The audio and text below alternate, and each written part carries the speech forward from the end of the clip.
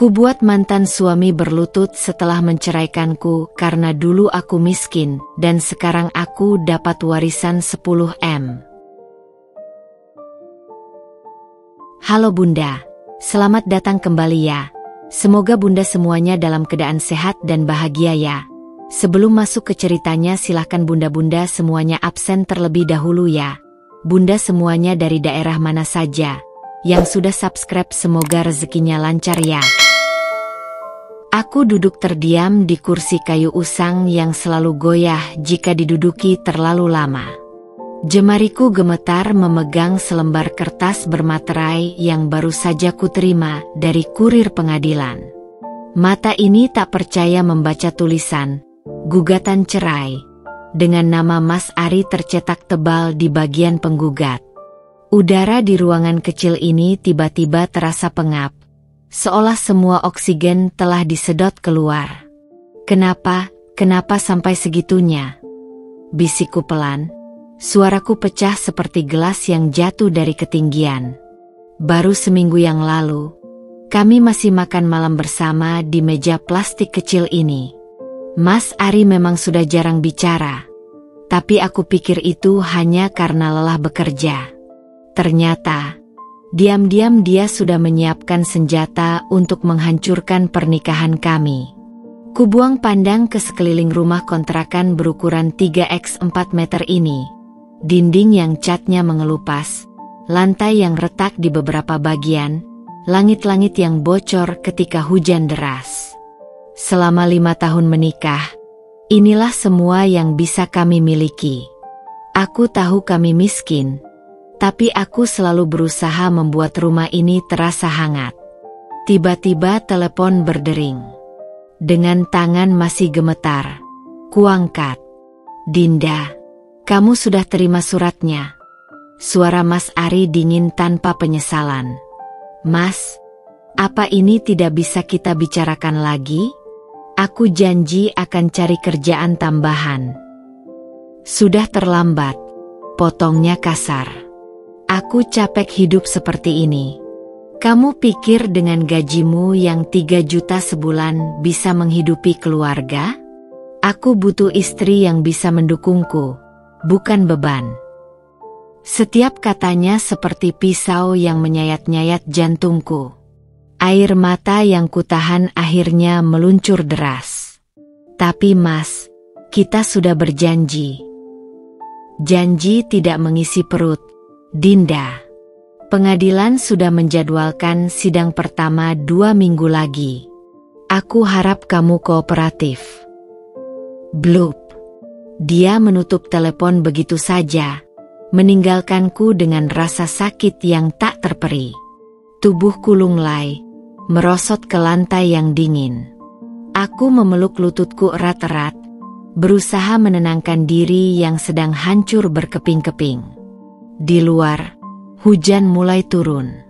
Rintik-rintiknya mengetuk atap seng dengan suara berisik, seakan ikut menertawakan nasibku. Aku mengingat wajah Mas Ari 5 tahun lalu. Begitu hangat, begitu penuh cinta ketika meminangku di teras rumah orang tuaku yang sederhana. Yang penting kita bersama, Din. Harta bisa dicari, bisiknya waktu itu sambil mencium keningku.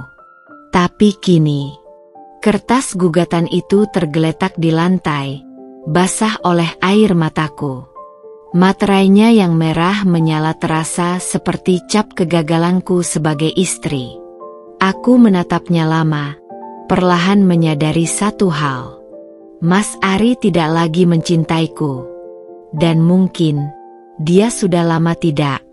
Malam ini, udara terasa lebih dingin dari biasanya. Aku duduk di balkon kecil rumah kontrakan kami, menatap langit Jakarta yang tertutup polusi cahaya. Bintang-bintang tak terlihat, persis seperti kebahagiaan dalam hidupku yang perlahan menghilang. Di tanganku, segelas kopi hangat yang sudah setengah dingin, dan sebuah album foto usang yang kusimpan rapi di bawah tempat tidur. Kubuka halaman pertama album itu dengan hati-hati. Foto pernikahan kami tersenyum manis padaku. Aku memakai kebaya sederhana hasil menjahit sendiri, sementara Mas Ari tampan dalam setelan jas sewaan. Saat itu, matanya masih memancarkan cahaya kehangatan yang tulus. "Kita akan bahagia, Din," bisiknya di pelaminan sambil menggenggam tanganku erat. Aku mengusap foto itu dengan jari gemetar. Kenangan itu terasa seperti milik orang lain sekarang. Flashback 5 tahun lalu, ketika pertama kali bertemu Mas Ari di acara alumni kampus. Dia duduk di seberangku, memesan kopi hitam tanpa gula. "Kopi pahit itu nggak baik untuk lambung," kataku waktu itu tanpa sengaja. Alih-alih tersinggung, dia malah tertawa dan memintaku menjelaskan. Percakapan sederhana itu berlanjut hingga 3 jam, dan sebelum berpisah, dia sudah memintaku kencan untuk minggu depan. Mas Ari waktu itu berbeda. Dia pekerja keras tapi tidak materialistis. Gajinya sebagai staf marketing di perusahaan swasta memang tidak besar, tapi dia selalu bilang, "Yang penting kita punya cukup untuk bahagia." Aku jatuh cinta pada idealismenya, pada cara dia memandang hidup dengan sederhana. Tapi semua mulai berubah setahun setelah pernikahan kami. Aku masih ingat persis malam itu. Mas Ari pulang dengan wajah muram. "Aku ditawari promosi," katanya sambil melepas dasi. "Tapi syaratnya istri harus bisa diajak ke acara perusahaan." "Kenapa tidak? Aku pasti temani Mas," jawabku riang. Dia memandangku lama, matanya menyapu tubuhku dari kepala hingga kaki. "Dinda, kamu punya gaun yang bagus? Acaranya di hotel bintang 5. Perasaan tidak enak mulai menggelitik dadaku. "Aku punya kok, yang biru tua itu. Yang kamu pakai di pernikahan temanmu bulan lalu," potongnya. "Din, itu sudah ketinggalan zaman." Malam itu, untuk pertama kalinya, aku merasa tidak cukup. Perlahan tapi pasti, Mas Ari berubah. Dia mulai sering mengeluh tentang teman-temannya yang istrinya bekerja di perusahaan bonafit. Istri bos aku, lulusan S2 luar negeri. Atau, teman kampusku dikasih mobil baru oleh istrinya yang pengusaha. Awalnya aku hanya tersenyum. Tapi lama-lama komentar-komentar itu mulai terasa seperti tusukan jarum. Aku mencoba mengimbanginya. Dengan gajiku sebagai guru honorer yang tak seberapa, aku mulai menerima les privat di malam hari.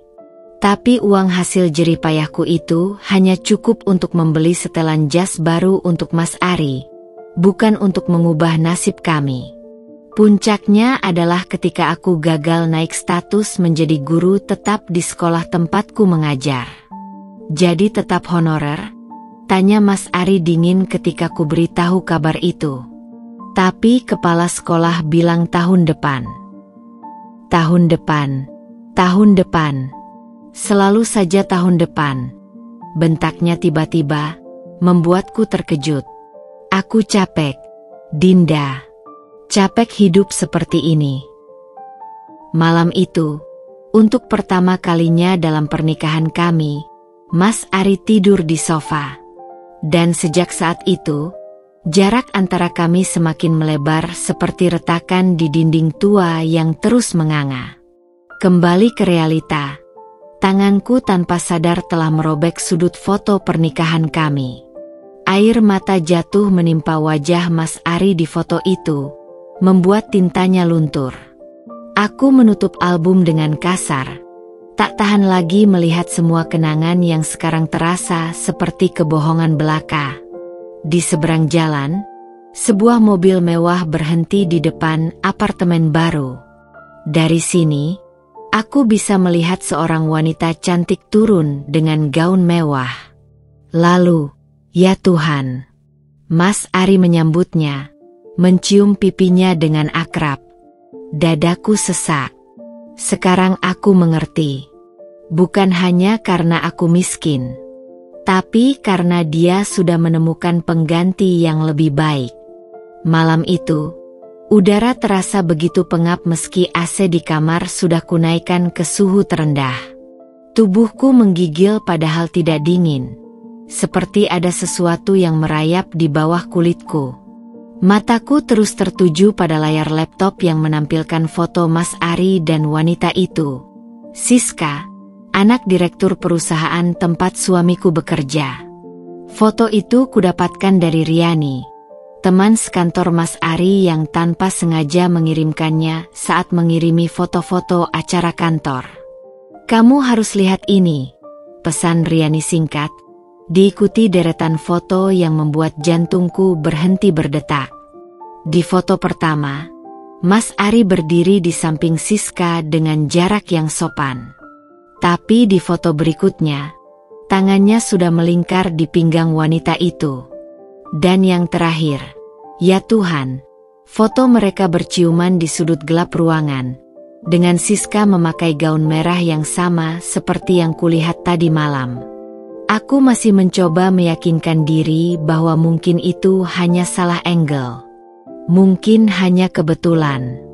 Sampai kubuka media sosial Siska dan menemukan postingan 3 hari lalu. "Finally found someone who understands my word, hati merah 12 set taken." Dengan hashtag taken itu ada foto 2 gelas anggur di restoran mewah, dan di latar belakang, terlihat tangan Mas Ari yang sangat kukenal, dengan jam tangan yang kubelikan untuk ulang tahunnya tahun lalu, dari hasil menabung selama 6 bulan. Tanpa berpikir panjang, kuambil jaket dan pergi ke apartemen Mas Ari, tempat yang sekarang dia sewa sejak memutuskan pisah ranjang. Hujan turun deras, tapi aku tidak peduli. Yang kupikirkan hanya satu, aku butuh penjelasan. Penjaga apartemen mengenaliku dan mengizinkanku naik. Ketika elevator mencapai lantai 12, jantungku berdegup kencang seperti drum perang. Kutunggu beberapa saat di depan pintu, mendengar suara tertawa dari dalam. Suara wanita. Dengan tangan gemetar, kubunyikan bel. Pintu terbuka, dan di sana berdiri Mas Ari dengan baju tidur yang kubelikan setahun lalu. Wajahnya berubah pucat. "Dinda? Apa yang..." "Siapa itu?" teriakku, mendorongnya masuk. Di sofa, Siska sedang duduk santai dengan gaun tidur sutra yang mahal. Dia bahkan tidak terkejut melihatku. "Oh, ini istri kamu ya?" katanya sambil menyeruput anggur. "Mas, kamu bilang sudah urus perceraiannya kan?" Melihat ekspresi Mas Ari saat itu adalah hal paling menyakitkan dalam hidupku. Tidak ada penyesalan. Tidak ada rasa bersalah. Hanya ketidaknyamanan karena ketahuan. "Kamu seharusnya tidak datang ke sini," bisiknya sambil menarik lenganku ke koridor. "Aku istrimu. Aku berhak tahu." "Sudah selesai, Dinda. Kamu lihat sendiri kan?" Dia menunjuk ke dalam.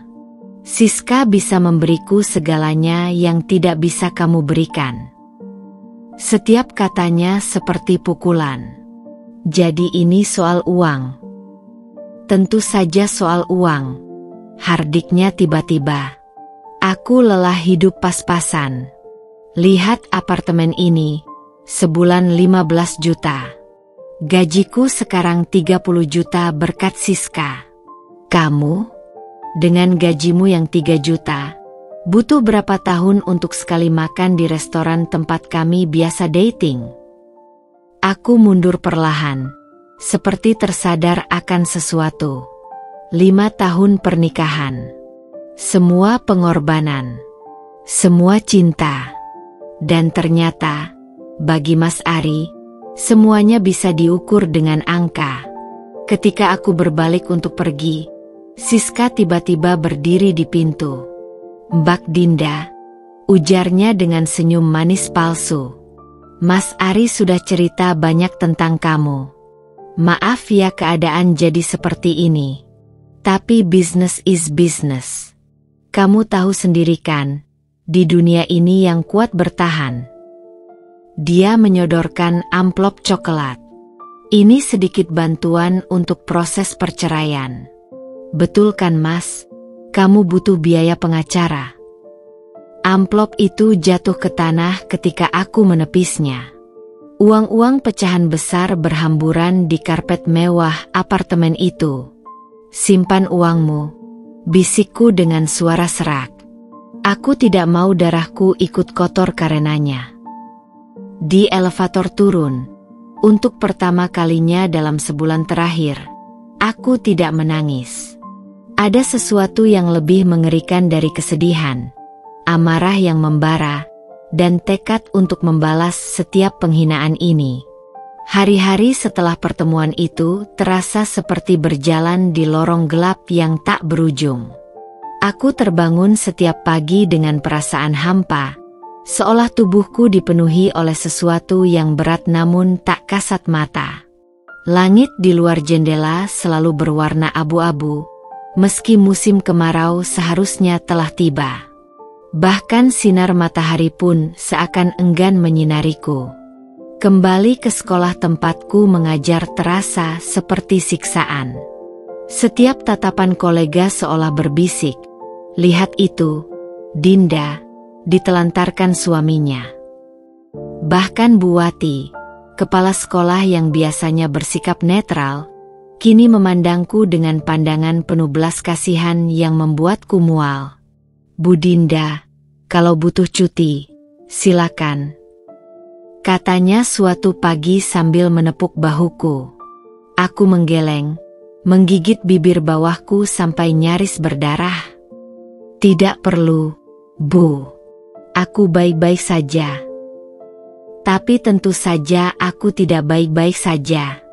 Malam-malam terasa paling menyiksa. Rumah kontrakan yang dulu terasa hangat kini berubah menjadi kuburan kenangan. Tempat tidur yang terlalu besar untukku sendiri, kursi makan yang hanya terisi satu, hingga cermin kamar mandi yang hanya memantulkan bayanganku yang sendirian. Aku mulai membenci benda-benda mati itu karena diam-diam. Mereka bersaksi tentang kegagalanku. Suatu malam, dalam keputusasaan, kuambil semua foto pernikahan kami dari dinding. Tapi ketika hendak kusobek, tanganku gemetar hebat. Aku terjatuh di lantai, merangkul album-album itu sambil menangis histeris. Suara tangisku yang pecah bergema di ruangan kosong, dijawab hanya oleh derit lantai kayu yang reot. Ibu mertuaku yang dulu selalu memujiku kini berubah 180 derajat. "Kamu tahu, Dinda," katanya suatu sore saat aku mengunjunginya. "Sebuah kewajiban yang masih kujalani meski hati remuk redam. Ari itu butuh istri yang bisa mendukungnya.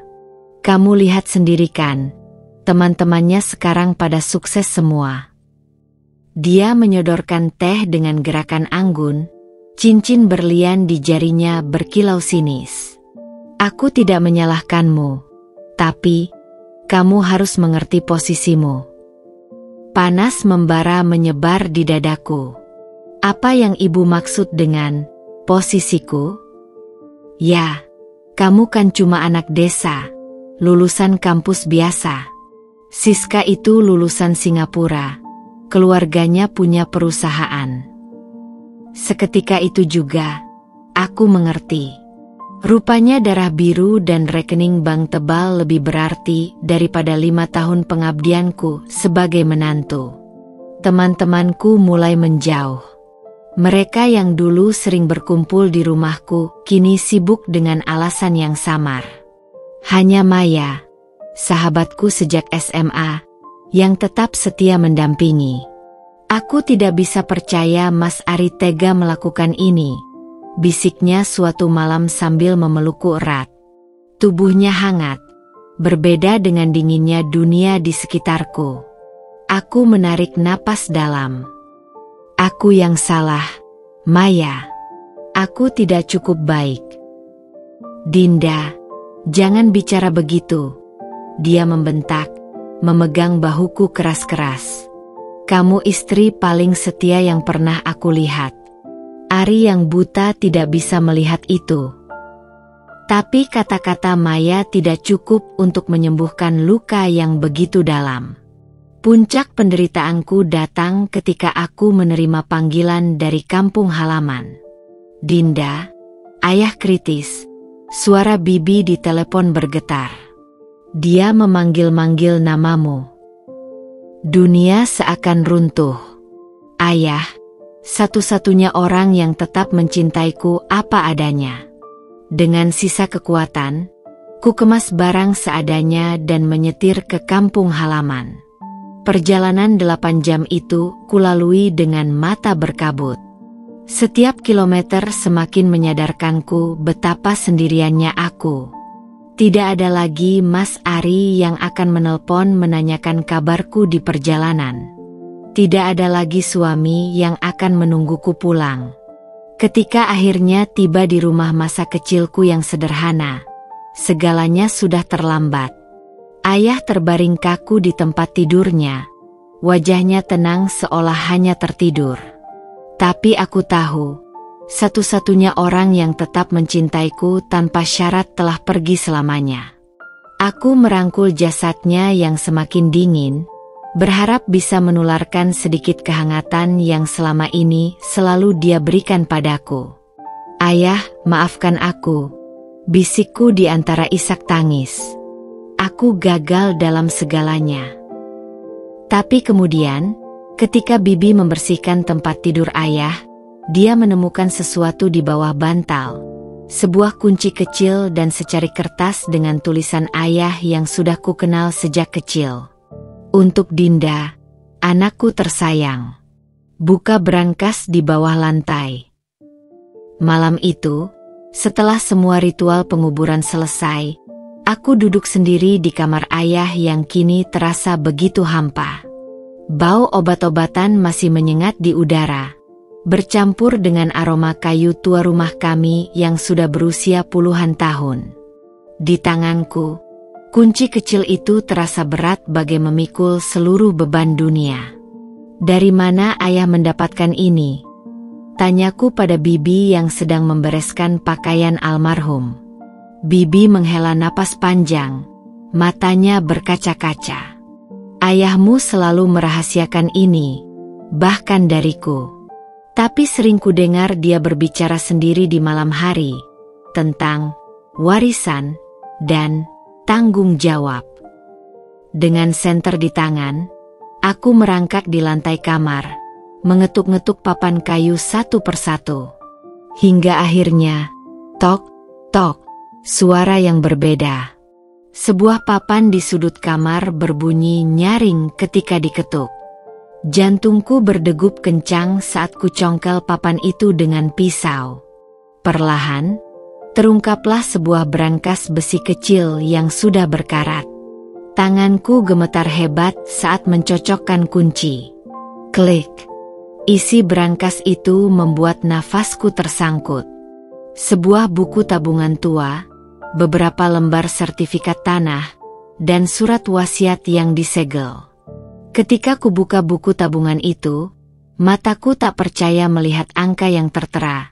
Rp10, 476, 892, 300. Bibi, ini. Bibi langsung berjongkok di sampingku, matanya membelalak. Astaga, selama ini ayahmu. Sertifikat tanah itu mencantumkan beberapa properti di Jakarta dan Bandung, semuanya atas nama ayahku. Tapi yang paling mengejutkan adalah surat wasiat yang jelas-jelas menyatakan, segala harta benda dan simpanan saya wariskan kepada putri tunggal saya, Dinda Salsabila, tanpa terkecuali. Tanggalnya menunjukkan wasiat ini dibuat tepat seminggu sebelum Mas Ari mengajukan gugatan cerai. Ayah, kenapa tidak bilang? Bisikku sambil menekan surat wasiat itu ke dada. Air mataku jatuh membasahi kertas. Bibi memelukku dari belakang.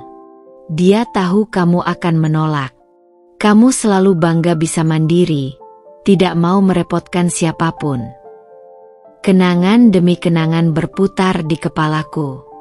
Ayah yang selalu menolak ketika kuantar dokter spesialis, padahal batuknya semakin parah. Ayah yang memaksaku menerima amplop-amplop kecil setiap lebaran dengan alasan, untuk cucu, meski kami belum punya anak. Dia sengaja hidup sederhana, bahkan cenderung kekurangan, agar aku tidak menyadari kekayaan ini. Agar aku belajar menghargai uang. Agar aku tidak seperti Mas Ari. Keesokan harinya, kami pergi ke notaris yang tercantum di dokumen. Pak Notaris Herlambang, pria sepuh berusia 60-an, mengangguk-angguk ketika melihat dokumen kami. Akhirnya bertemu juga dengan Nona Dinda. Ayahmu sering bercerita tentangmu. Dia mengeluarkan map berisi dokumen lengkap. Ini semua asli. Total deposito dan investasi senilai 10,4 miliar. Belum termasuk 5 properti yang nilainya sekarang sekitar 35 miliar. Dunia berputar. Aku harus berpegangan pada meja agar tidak terjatuh. 35 miliar. Ya, Nona. Kebetulan tanah-tanah ini di lokasi strategis. Ayahmu membelinya puluhan tahun lalu saat harga masih sangat murah. Di tengah pertemuan itu, teleponku berdering. Nomor tak dikenal. Assalamualaikum. Ini Dinda. Suara perempuan yang agak familiar. Ya, siapa ini? Ini Riani. Dari kantor Mas Ari. Maksudku mantan suami. Suaranya berbisik. Dinda, kamu harus tahu. Mas Ari dan Siska sudah dapat kabar tentang warisanmu. Mereka dapat info dari notaris cabang di Jakarta. Darahku membeku. Bagaimana mereka?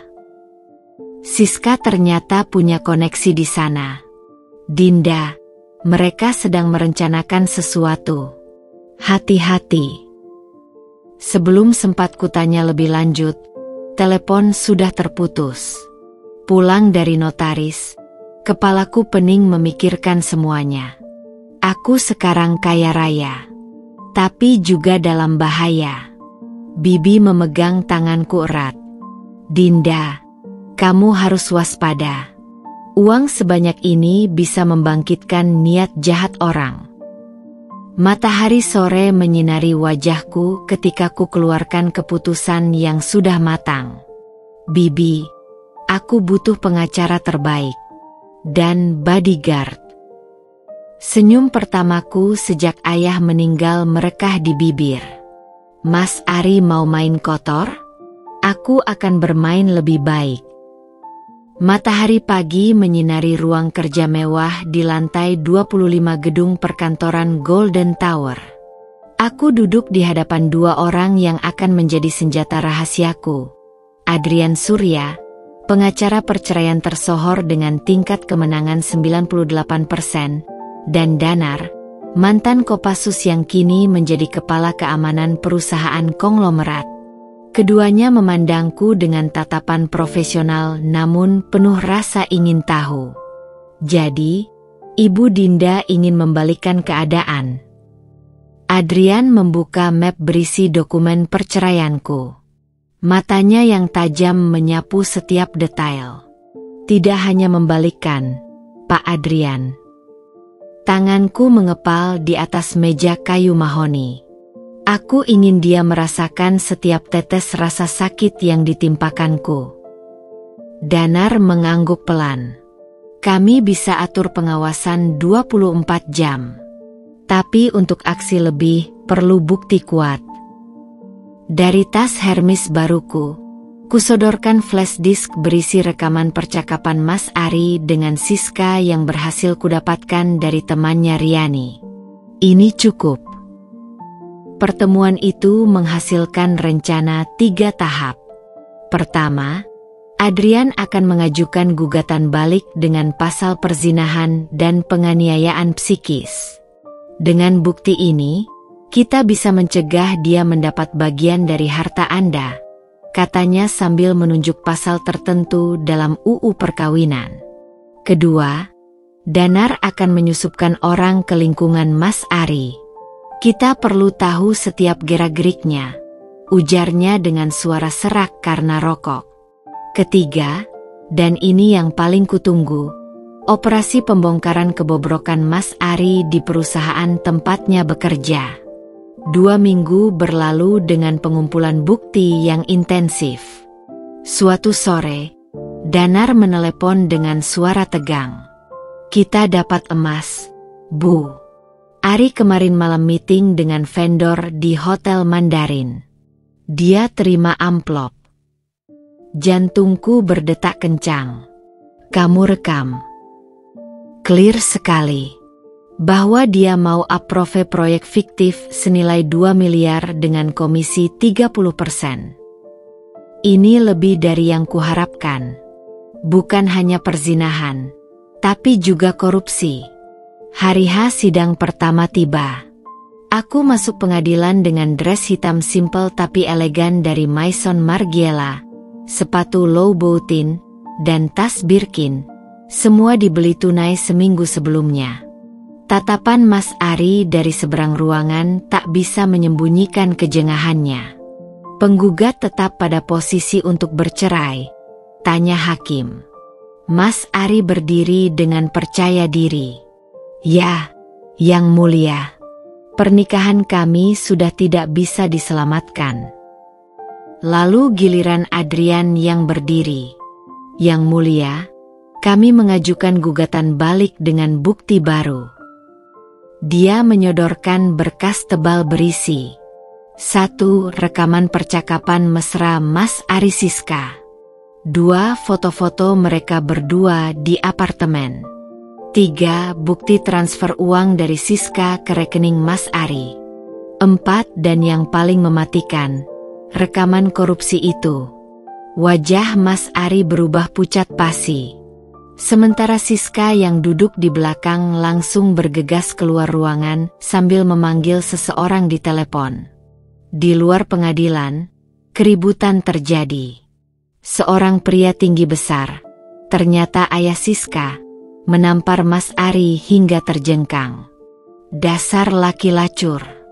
Mempermainkan anakku sambil korupsi. Aku hanya berdiri di balik jendela mobil Mercedes baruku, menyaksikan kehancuran mantan suamiku dengan perasaan campur aduk. Teleponku berdering. Bu, kita sudah bocorkan berita ke media, lapor Danar. Besok semua koran akan mengangkat kasus ini. Malam itu, untuk pertama kalinya sejak perceraian, aku tertawa lepas sambil menikmati segelas anggur Chateau Margaux 1982 di apartemen mewahku yang baru.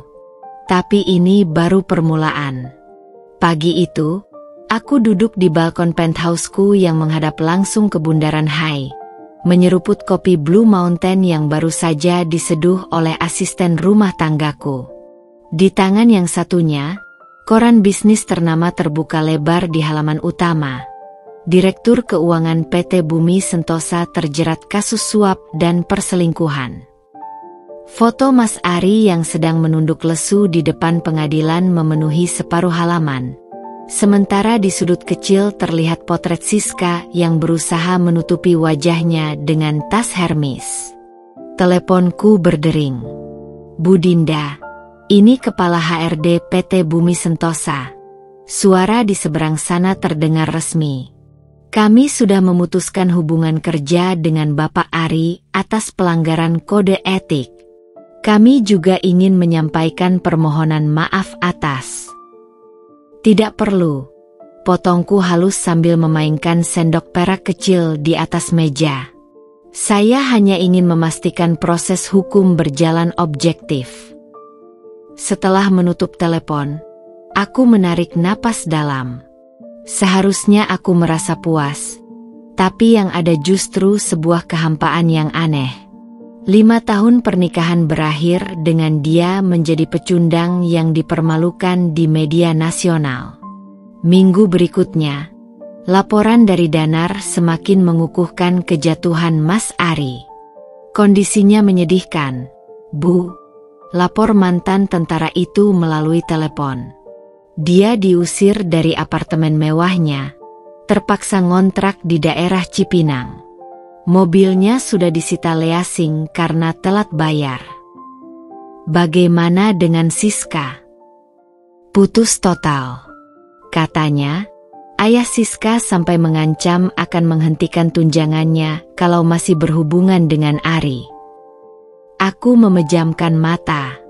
Bayangan Mas Ari yang dulu selalu tampan dengan setelan jas Hugo Boss, kini mungkin sedang merangkul botol minuman murah di kamar kos-kosan yang pengap.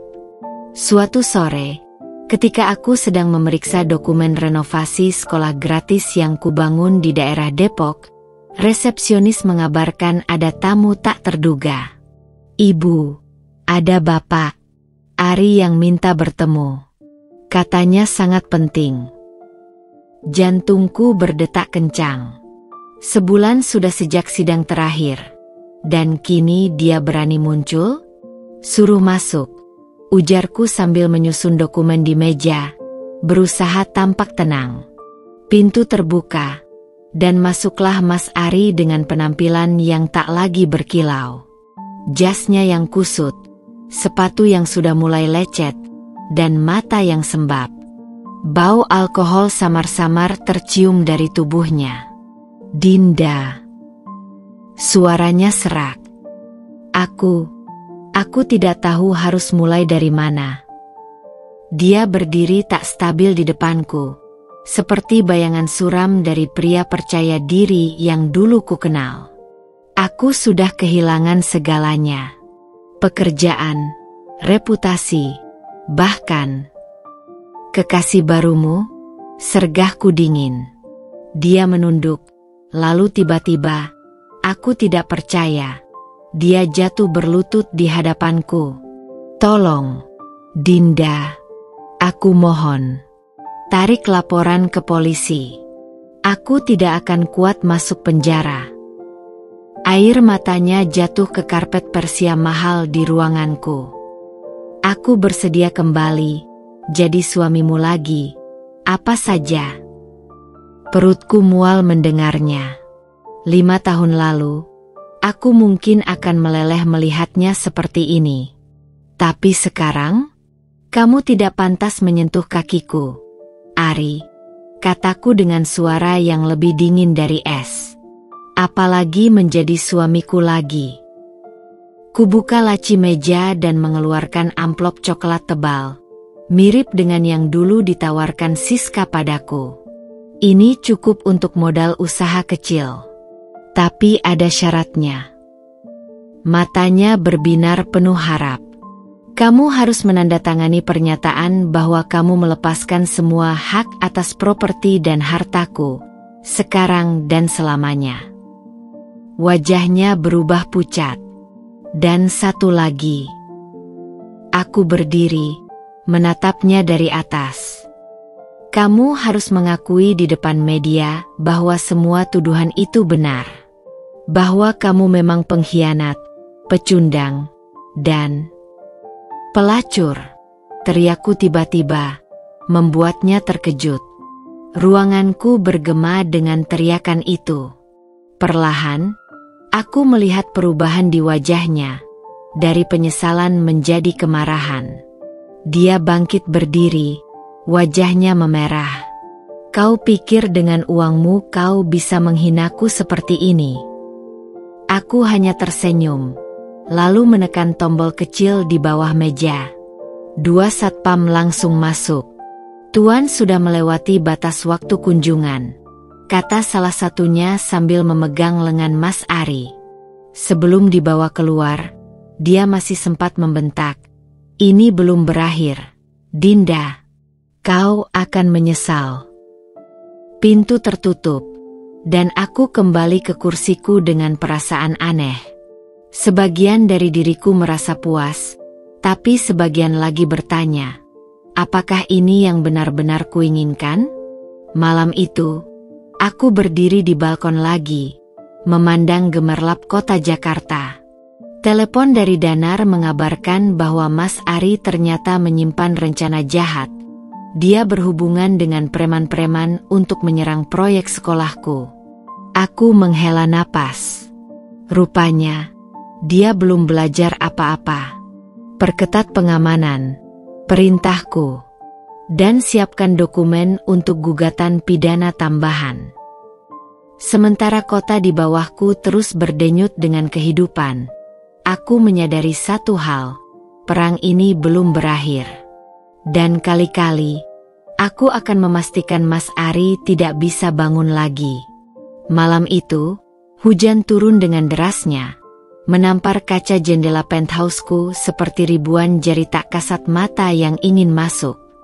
Aku berdiri di depan kaca itu, memandangi bayangan diriku yang samar-samar tercermin di antara kilatan petir yang sesekali menyambar langit Jakarta. Wajahku terlihat lebih tua dari usia sebenarnya. Garis-garis kelelahan dan kepahitan mulai mengukir cerita di sudut mata dan bibirku. Telepon di tanganku masih memanas setelah percakapan panjang dengan Danar. Kami sudah mengamankan semua lokasi proyek sekolah, Bu. Ada 6 orang bersenjata yang mencoba menerobos pagar di Depok tadi malam. Lapor mantan Kopassus itu dengan suara tegang. Apakah ada yang terluka?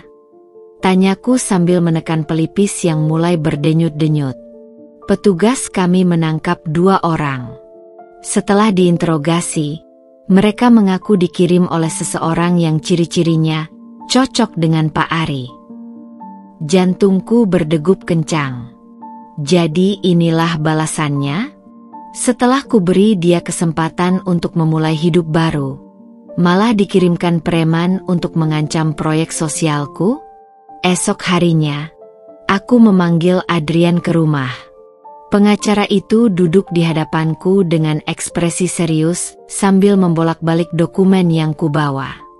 Ini cukup untuk menjeratnya dengan pasal percobaan pembunuhan, katanya sambil menunjuk laporan medis atas salah seorang satpam yang terkena bacokan. Tapi saya khawatir ini akan menjadi pertarungan panjang, Bu Dinda. Mas Ari sekarang seperti binatang terpojok. Dia bisa melakukan apa saja. Aku menghela napas panjang, menatap lukisan abstrak di dinding yang tiba-tiba terasa sangat tidak berarti.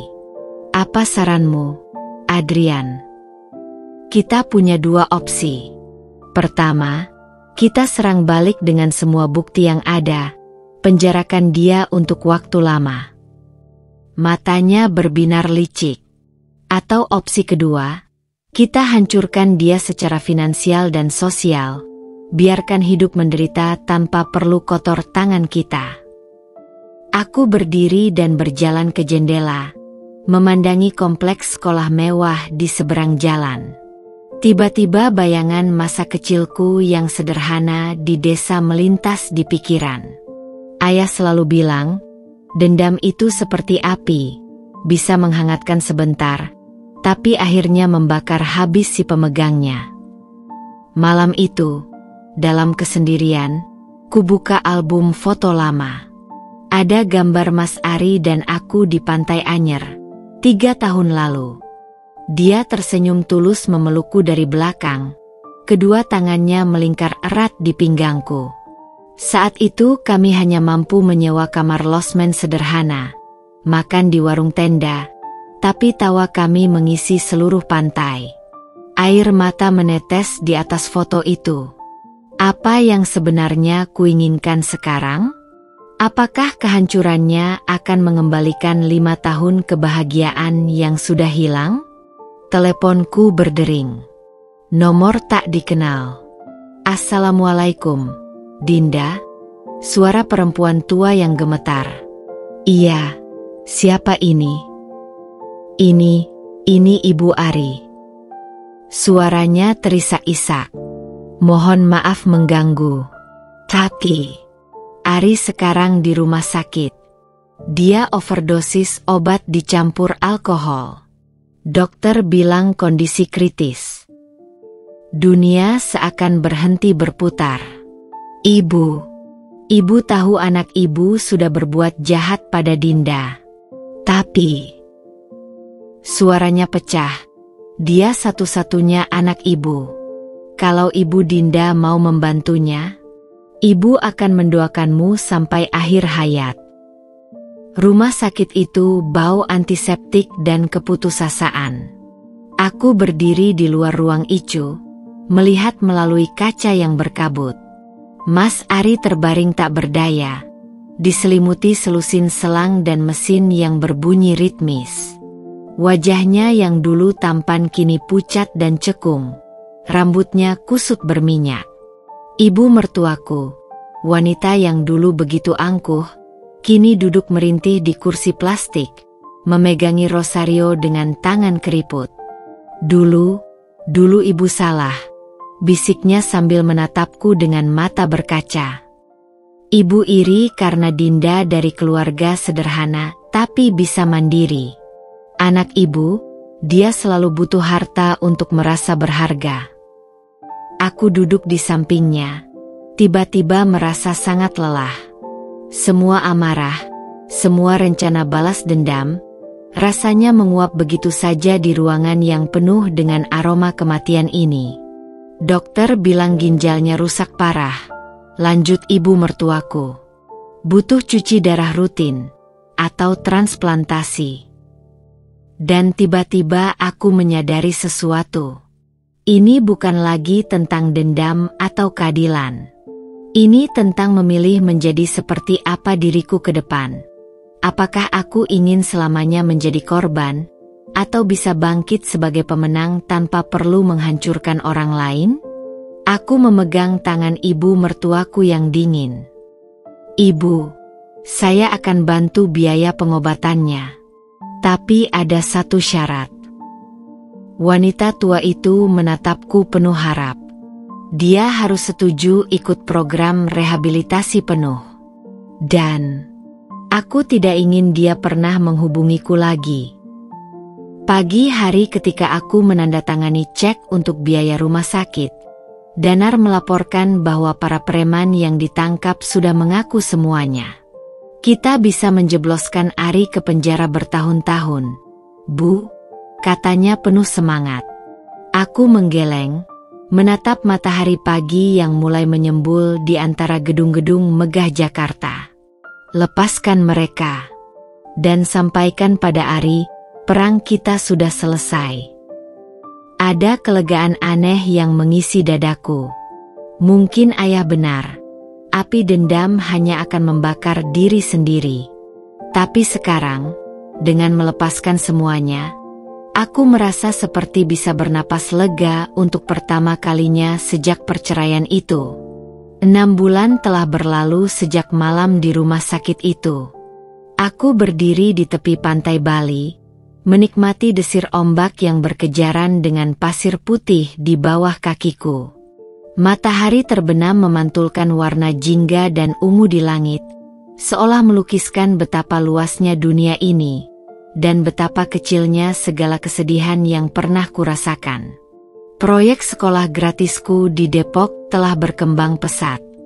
Kini ada 3 cabang di Jawa Barat, memberikan pendidikan berkualitas bagi ratusan anak kurang mampu. Awalnya kubangun sebagai bentuk pelampiasan, tapi kini telah menjadi sumber kebahagiaan terbesarku. Setiap kali melihat mata berbinar anak-anak itu, aku merasa hidupku memiliki makna yang lebih dalam. Minggu lalu, aku menerima surat dari rumah sakit.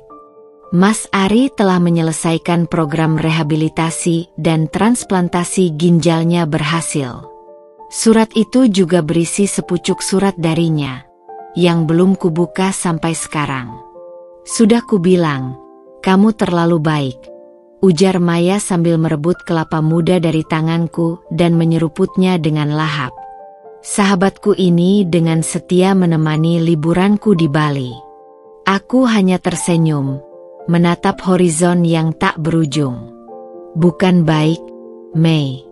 Aku hanya memilih untuk tidak membiarkan dendam mengendalikan hidupku lagi. Menghela napas dalam, akhirnya kubuka surat itu. Isinya singkat.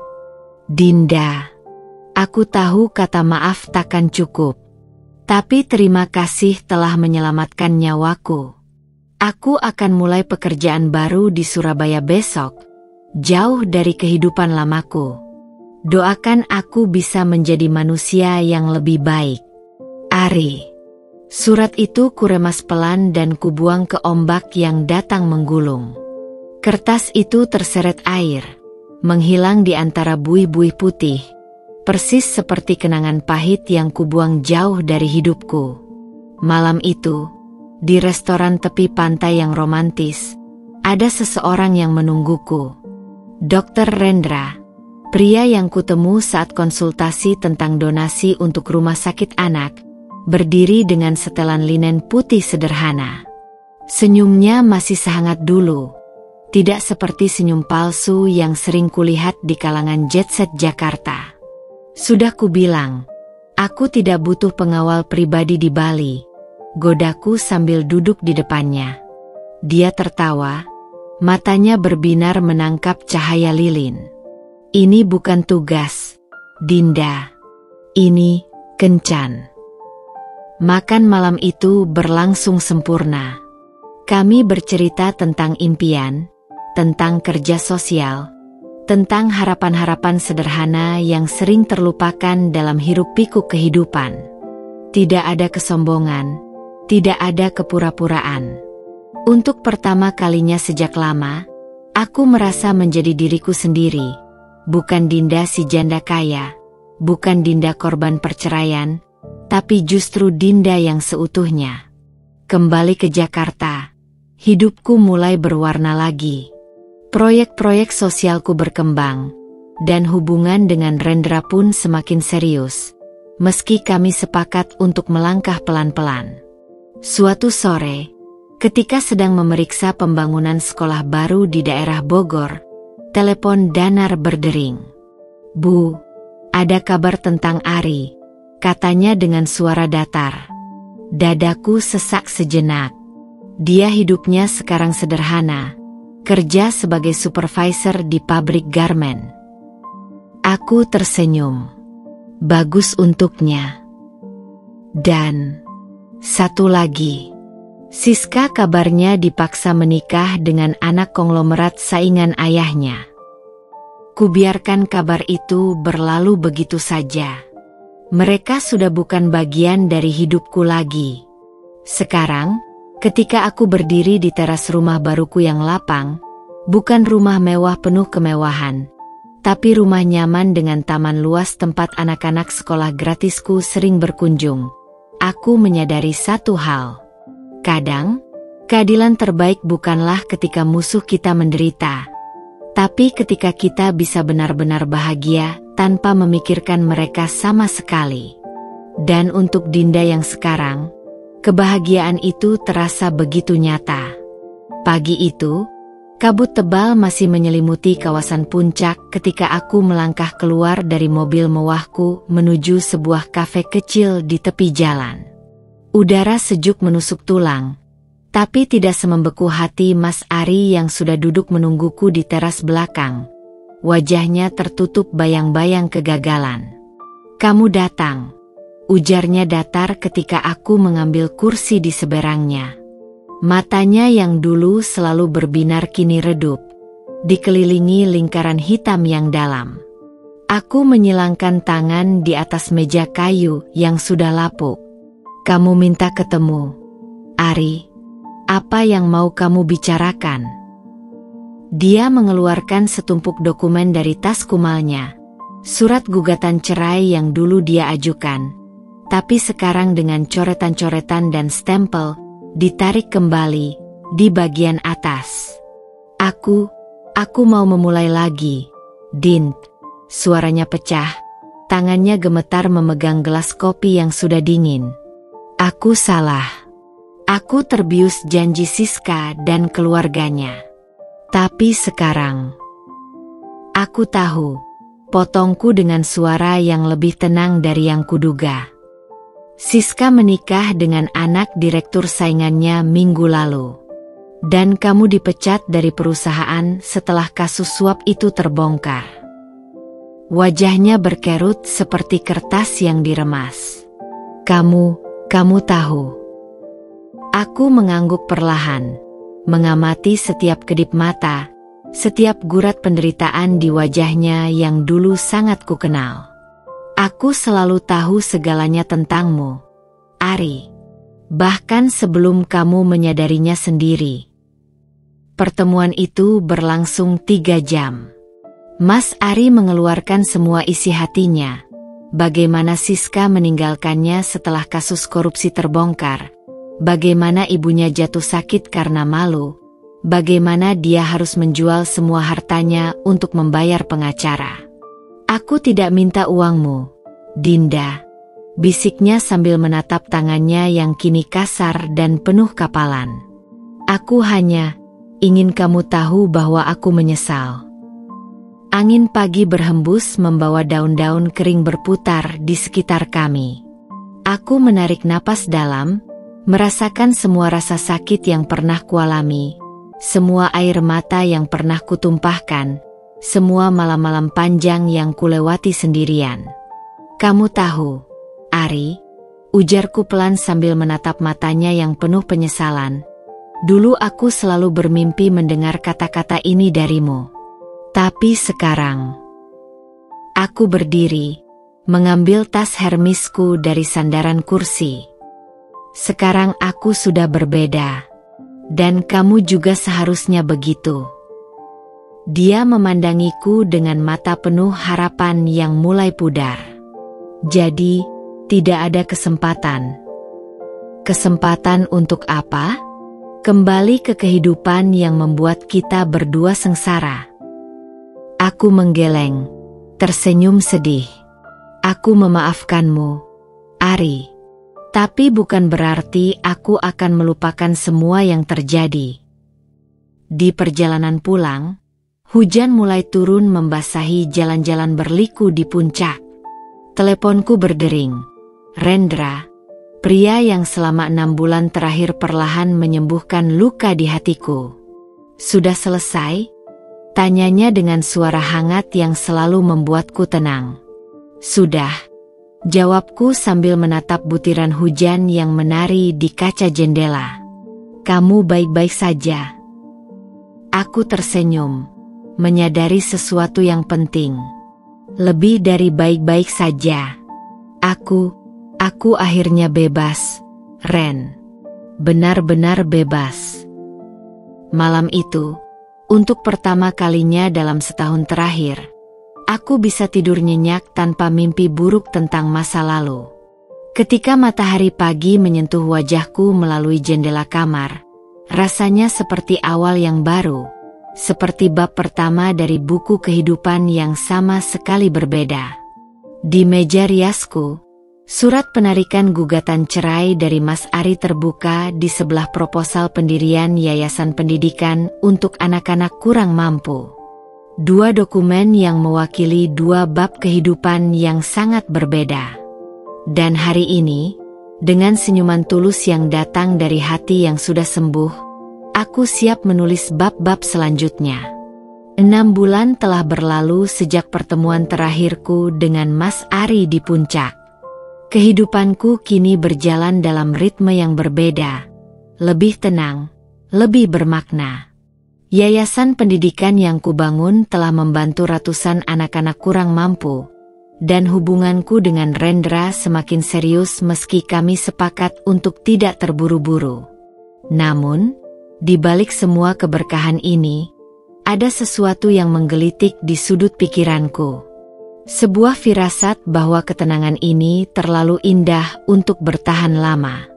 Pagi itu, aku sedang memeriksa laporan keuangan yayasan di kantor baruku yang luas di kawasan Menteng ketika Danar datang dengan wajah yang tidak biasa. Ada yang perlu ibu ketahui, katanya sambil meletakkan sebuah amplop coklat di atas meja. Ini dari kontak kami di kepolisian. Di dalamnya, terdapat dokumen pengadilan baru, sebuah gugatan perdata yang diajukan atas nama Ari Prasetyo melawan Dinda Salsabila, menuntut pembagian harta Gonogini sebesar 50% dari seluruh asetku.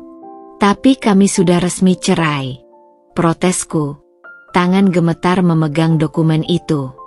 Adrian, pengacara kepercayaanku yang sudah berdiri di sampingku, menghela napas panjang. Dia menggunakan celah hukum. Pernikahan kalian berlangsung 5 tahun, dan dia mengklaim berkontribusi pada pengembangan karirmu selama itu. Mataku tertumbuk pada angka yang tercantum, 25 miliar rupiah. Separuh dari kekayaanku. Investigasi lebih dalam mengungkap kebenaran yang lebih menyakitkan.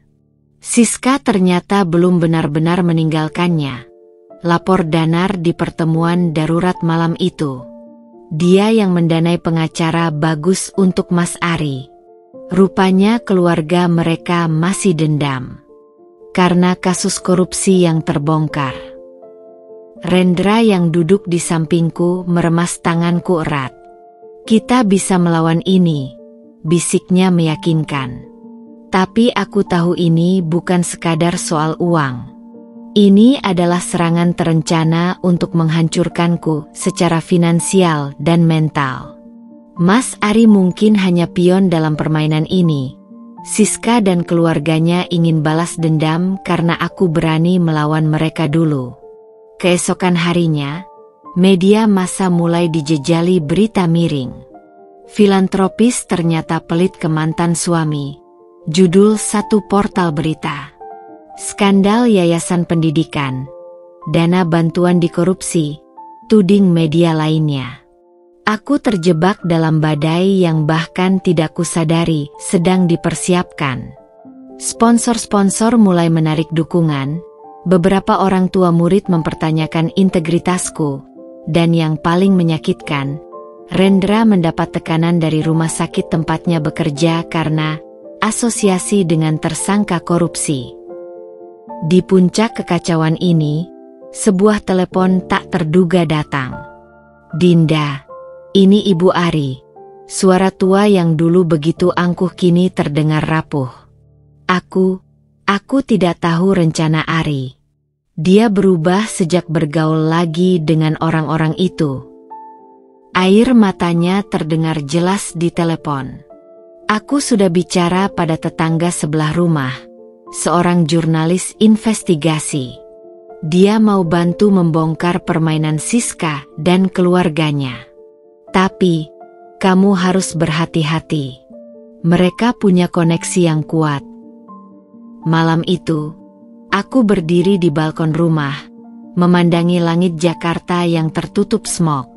5 tahun lalu, aku hanyalah seorang guru miskin yang diceraikan karena dianggap tidak berguna.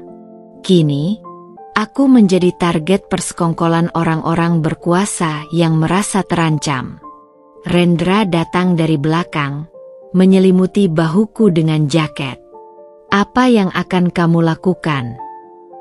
Aku menarik napas dalam. Aku tidak akan lari. Tidak lagi. Di mataku sekarang, ada api yang berbeda dari dulu. Bukan amarah membara yang buta, tapi tekad baja dari seseorang yang tahu persis apa yang diperjuangkannya. Kali ini, aku akan melawan dengan cara yang lebih cerdas. Mereka mau perang? Baiklah. Tapi aku yang akan tentukan medan pertempurannya. Pagi buta, aku sudah duduk di ruang rapat bawah tanah yayasan bersama tim khusus yang kubentuk. Adrian si pengacara licik, Danar dengan jaringan intelijennya, serta Laras, seorang jurnalis investigatif yang diperkenalkan oleh ibu mertuaku. Peta jaringan kekuatan Siska terpampang di dinding, dihubungkan dengan benang-benang merah yang membentuk labirin konspirasi. Keluarga Siska mengendalikan 3 BUMT dan punya saham di 5 bank besar. ujar Laras sambil menunjuk dokumen. Tapi ada titik lemah, proyek reklamasi di Pantai Indah Kapuk yang didanai dengan uang hasil markup. Adrian mengetuk-nekuk meja dengan pensilnya. Jika kita bisa membuktikan mereka menggunakan uang negara untuk membiayai gugatan ini, kita bisa balik menyerang dengan pasal pencucian uang. Aku memandangi peta itu dengan perasaan campur aduk. Di titik ini, pertarungan sudah bukan lagi tentang uang atau dendam pribadi. Ini menjadi pertempuran melawan korupsi sistemik yang jauh lebih besar dari kisah perceraianku.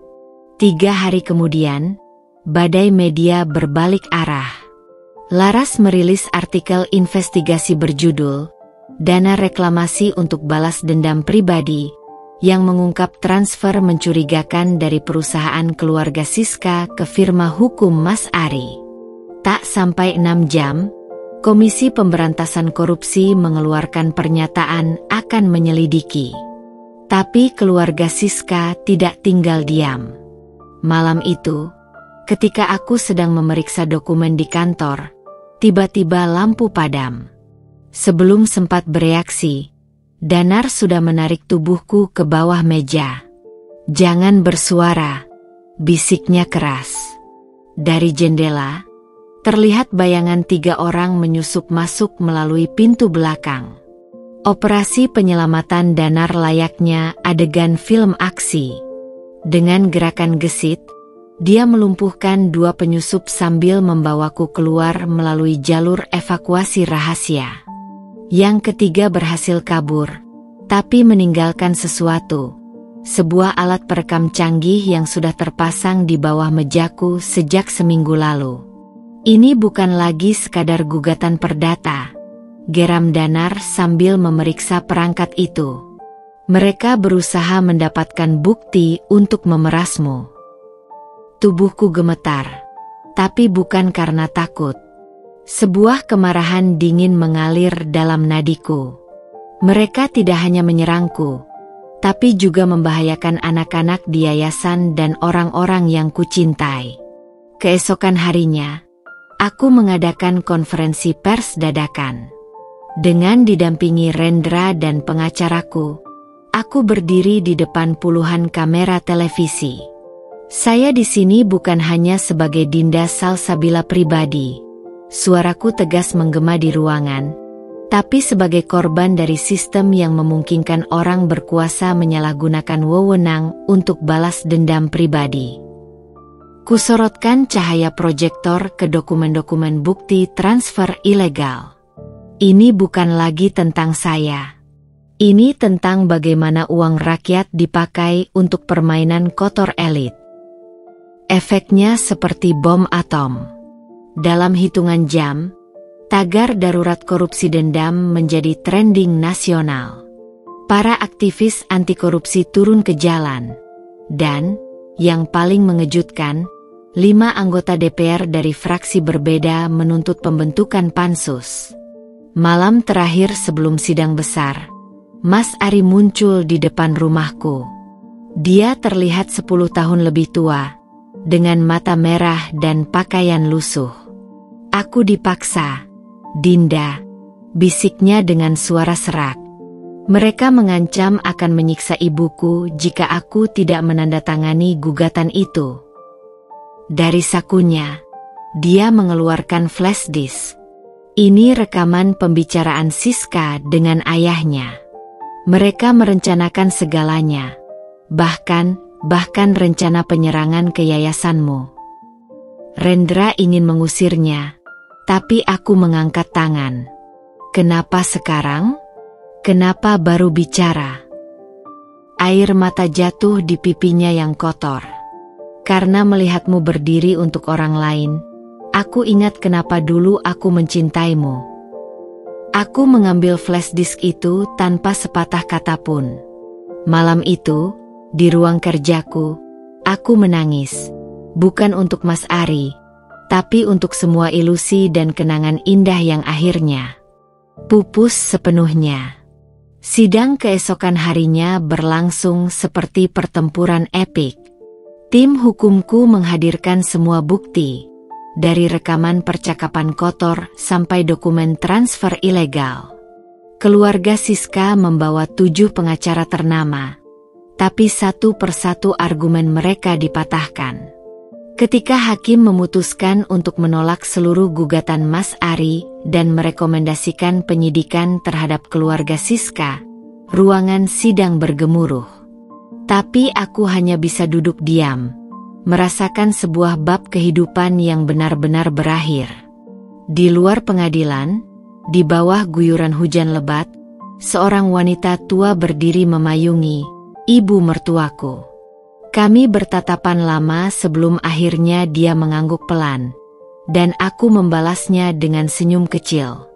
Perang ini mungkin sudah berakhir, tapi pertempuran besarku untuk membangun warisan yang bermakna baru saja dimulai. 6 minggu setelah kemenangan di pengadilan, kehidupan seharusnya kembali tenang. Tapi alam semesta rupanya punya rencana lain. Aku berdiri di depan puing-puing gedung Yayasan Pendidikan di Depok yang hangus terbakar, menatap arang hitam yang masih mengepulkan asap. Bau hangus menusuk hidung, bercampur dengan aroma hujan yang baru saja reda. Ini jelas pembakaran sengaja, lapor kepala Satpam dengan suara parau. Mereka masuk lewat jendela belakang, menyiram bensin di perpustakaan dan ruang komputer. Tanganku mengepal erat. Tidak ada yang tersisa dari ribuan buku, puluhan komputer, dan semua hasil karya anak-anak selama setahun terakhir. Tapi yang paling menyakitkan, lukisan dinding besar di lobi, karya bersama semua siswa, kini hanya tinggal coretan hitam di dinding yang retak. Investigasi mengarah pada kelompok preman bayaran. Tapi Danar menemukan jejak yang lebih dalam. Ada transaksi mencurigakan dari rekening Shell Company di Kepulauan Kaiman, katanya sambil menyerahkan dokumen. Tapi yang menarik, ini bukan dari keluarga Siska. Mataku menyempit membaca nama di dokumen itu. PT Bumi Sentosa, tempat Mas Ari dulu bekerja. Danar mengangguk. Ternyata selama ini ada konflik internal di perusahaan itu. Beberapa direktur tidak suka dengan proyek sekolah kita karena mengancam bisnis bimbingan belajar mereka. Aku terjatuh di kursi. Jadi ini bukan lagi balas dendam pribadi, tapi pertarungan bisnis kotor? Anak-anak yatim dan kurang mampu hanya menjadi korban permainan orang-orang rakus yang tidak mau kehilangan keuntungan? Keesokan harinya, media dihebohkan dengan video viral yang kurekam sendiri. Dengan latar belakang puing-puing hangus, aku berbicara lantang. Mereka membakar gedung, tapi tidak bisa membakar semangat kami. Hari ini, kita akan membangun kembali. Lebih besar, lebih kuat. Video itu diakhiri dengan tantangan terbuka. Untuk PT Bumi Sentosa, kalau memang tidak terlibat, buktikan dengan membantu kami membangun kembali. Atau diam saja, dan dunia akan tahu siapa sebenarnya yang berdiri di balik semua ini. Efeknya langsung terasa. Saham PT Bumi Sentosa anjlok 15% dalam sehari. Para orang tua murid menggelar aksi damai di depan kantor pusat mereka. Dan yang paling mengejutkan, 2 direktur perusahaan itu mengundurkan diri dengan alasan perbedaan visi. Tapi kemenangan kecil ini dibayar mahal. Malam itu, ketika aku sedang bekerja larut di kantor sementara, Rendra datang dengan wajah pucat. "Dinda, aku harus bicara sesuatu." Dia duduk di depanku, tangannya gemetar memegang segelas air. Aku mendapat surat ancaman. Mereka punya foto-foto intim masa laluku, dari sebelum kita bertemu. Jika tidak melepaskanmu, foto-foto itu akan disebar. Dunia seakan berhenti berputar. Siapa yang Entahlah. Tapi yang jelas, mereka mempelajari kelemahan setiap orang di sekitarmu. Matanya basah. Aku mungkin harus menjauh sementara. Aku menarik napas dalam. Ini bukan lagi serangan terhadap properti atau reputasiku. Ini serangan terhadap setiap ikatan emosional yang kumiliki. Di tengah semua kekacauan ini, kejutan datang dari arah tak terduga. Seorang kurir mengantarkan paket besar, berisi kumpulan buku-buku bekas yang masih bagus. Catatan kecil tertempel di atas. Untuk anak-anak di yayasan. Maaf tidak bisa membantu lebih banyak. Ari. Buku paling atas adalah novel Laskar Pelangi. Buku yang sering kubacakan untuk Mas Ari dulu ketika kami masih miskin dan hanya bisa numpang baca di toko buku. Air mataku jatuh di sampul buku itu. Dalam kesendirian ruang kantor, untuk pertama kalinya sejak kebakaran, aku menangis. Bukan karena kelemahan, tapi karena menyadari betapa rumitnya hidup ini, betapa berlapis-lapisnya kebenaran dan pengkhianatan. Fajar menyingsing ketika keputusan akhirku matang. Dengan bantuan tim hukum, kususun pengaduan resmi ke Komisi Pengawas Persaingan Usaha. Bukan hanya tentang kebakaran, tapi juga praktik monopoli pendidikan yang dilakukan konglomerat-konglomerat itu selama bertahun-tahun. Bersamaan dengan itu, kukirim pesan kepada Rendra. Aku mengerti keputusanmu. Tapi ketahuilah, tidak ada masa lalumu yang bisa mengubah caraku memandangmu. Jika harus berpisah, aku hormati itu. Tapi jika kamu memilih bertahan, kita akan hadapi ini bersama. Dan untuk Mas Ari, kulewatkan pesan melalui ibunya. Terima kasih untuk buku-bukunya. Aku harap suatu hari nanti kamu bisa datang sendiri dan melihat bagaimana warisan kebaikanmu tumbuh di antara puing-puing. Kabut tebal menyelimuti kompleks yayasan pagi itu ketika rombongan Komisi Pengawas Persaingan Usaha, KPPU, tiba untuk melakukan pemeriksaan. Aku menyambut mereka dengan dokumen-dokumen yang sudah disusun rapi oleh tim hukum. Sementara di luar pagar, puluhan anak didikku berdiri dengan spanduk bertuliskan, "Pendidikan bukan untuk dimonopoli." Mata mereka yang penuh harap menyiratkan keberanian yang membuat dadaku sesak. Kami menemukan pola menarik, ujar ketua tim KPPU sambil menunjuk grafik di layar laptop. PT Bumi Sentosa menguasai 78% pasar bimbingan belajar di Jawa Barat melalui praktik predator preaching, menjual rugi sampai pesaing kecil gulung tikar. Tiba-tiba, pintu ruangan terbuka dengan kasar. Danar masuk dengan wajah pucat. "Bu Dinda, ada situasi darurat. Mereka menyandera 3 siswa kita." Kejadian itu berlangsung seperti mimpi buruk. 3 anak binaan yayasan, Rian, Siti, dan Adi, diculik sepulang les malam sebelumnya. Pagi ini, sebuah paket misterius tiba di yayasan berisi seragam sekolah mereka yang robek dan rekaman suara penuh ancaman. "Bubarkan yayasan atau kami kembalikan mereka dalam peti." Aku terjatuh di kursi, seluruh tubuhku gemetar. Ini bukan lagi soal uang atau dendam. Mereka bermain dengan nyawa anak-anak tak bersalah. Polisi segera bergerak. Tapi aku tahu ini pertarungan yang tidak bisa hanya diserahkan kepada mereka. Dengan tangan gemetar, kuhubungi nomor darurat yang diberikan oleh kontak Danar di dunia bawah. Malam itu, di sebuah gudang tua di kawasan industri Bekasi, operasi penyelamatan berlangsung. Dari dalam mobil pengintai, aku menyaksikan Danar dan 5 orang timnya, mantan Kopassus semua, menyusup seperti bayangan. Ada tembakan, teriakan, lalu keheningan. Ketika pintu gudang terbuka, 3 anak itu berlari keluar dengan wajah basah oleh air mata tapi selamat. Danar menyusul dengan lengan berdarah dan wajah keras seperti baja. Mereka cuma preman bayaran, lapornya singkat. Tapi kita dapat ini.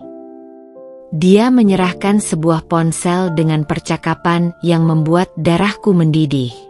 Rupanya, perintah penculikan datang langsung dari seorang direktur PT Bumi Sentosa. Keesokan harinya, Jakarta diguncang skala besar. Aku menggelar konferensi pers bersama Kapolda, menampilkan rekaman percakapan kriminal itu. Ini bukan lagi persaingan bisnis. Ini terorisme terhadap pendidikan. Hardikku di depan puluhan kamera. Efeknya seperti bom nuklir. Presiden langsung memerintahkan penyidikan khusus. Saham PT Bumi Sentosa anjlok 40% dalam sehari. Para direktur saling menyalahkan. Dan, yang paling mengejutkan, seorang whistleblower dari dalam perusahaan menghubungiku, menawarkan dokumen rahasia. Di tengah kekacauan ini, Rendra muncul di depan pintu rumahku dengan mata berkaca-kaca.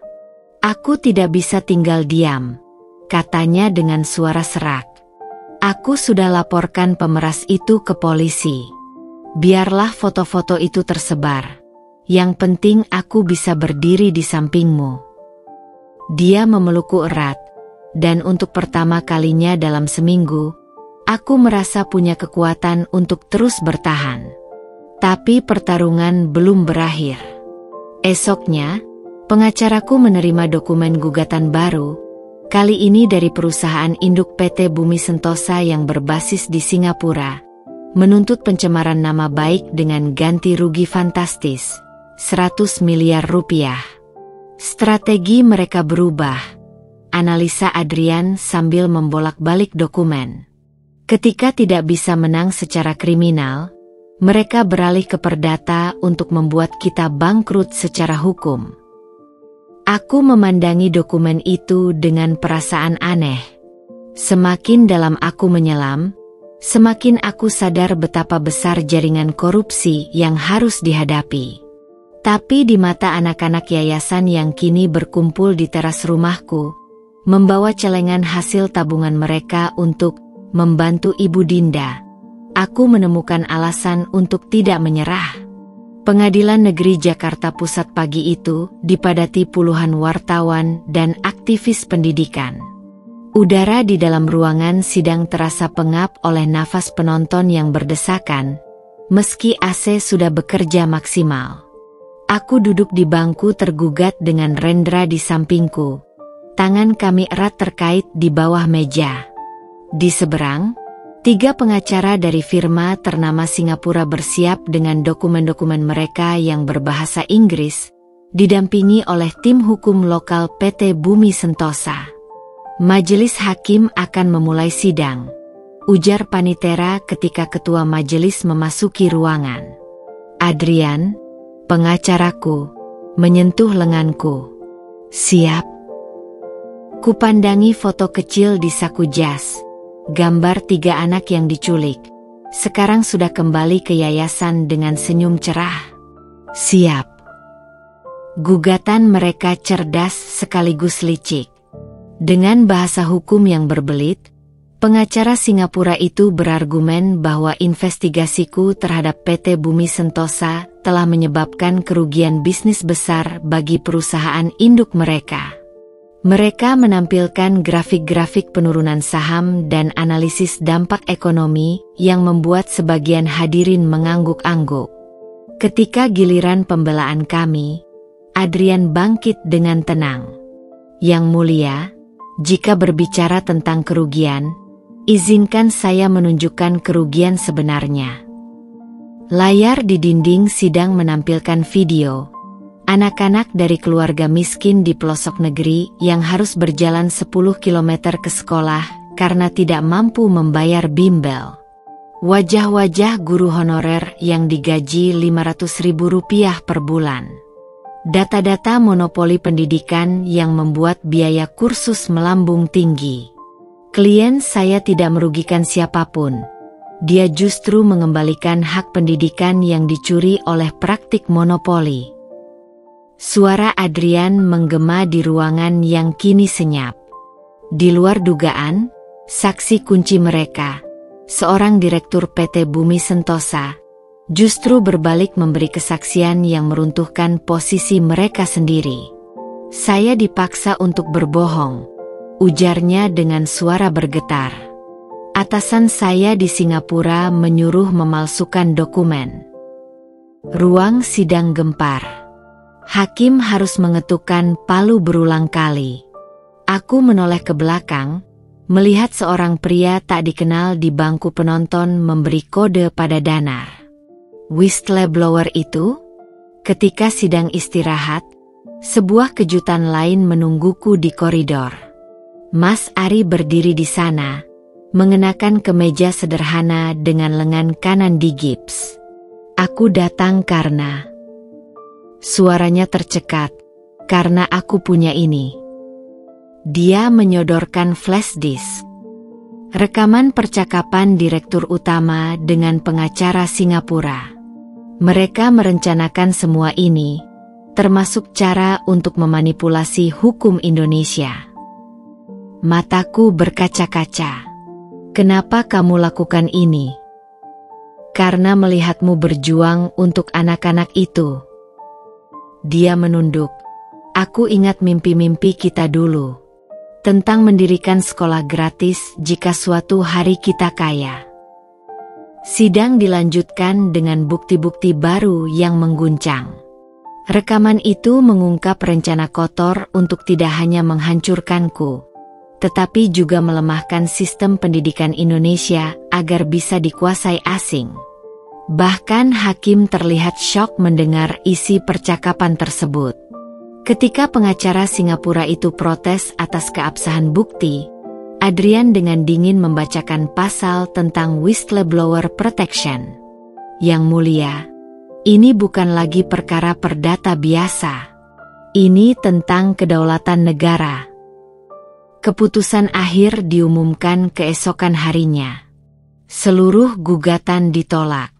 Tidak hanya itu, majelis hakim merekomendasikan penyidikan terhadap PT Bumi Sentosa dan firma hukum Singapura tersebut.